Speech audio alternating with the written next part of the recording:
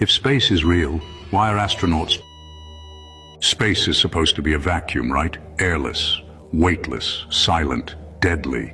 Yet every video, every photo of astronaut training shows them floating in giant swimming pools. So why water?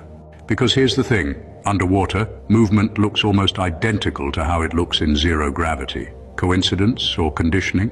Now pause for a moment.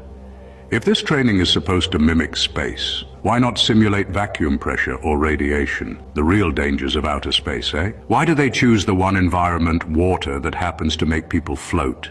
Just like the clips we see from the ISS, huh?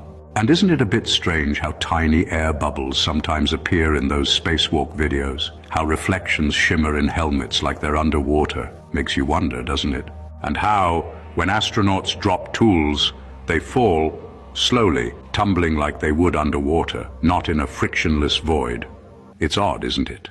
Even stranger, if space is freezing cold, minus hundreds of degrees, why aren't they trained for thermal shock, decompression, or instant frostbite? Makes you wonder, doesn't it?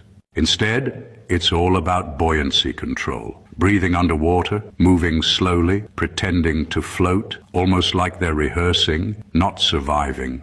And every explanation online says the same thing. It's just easier. Easier than replicating the most dangerous environment known to man. Or easier to film what looks just like weightlessness, right here on Earth. Because if everything we're told about space is 100% real, why does it look, feel, and behave like a production? Isn't it weird that the one element used to train astronauts, water, is also the best way to fake zero gravity? Like, if you wanted to make someone believe they're in space, you'd probably use a giant pool too. So, here's the real question. If space is a vacuum, why does every proof of it feel so fluid?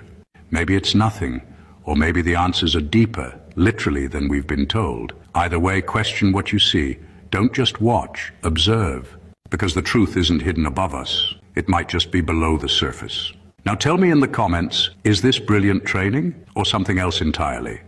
And share this with someone who still thinks everything they see from space is out of this world. Follow for more questions they don't want you asking.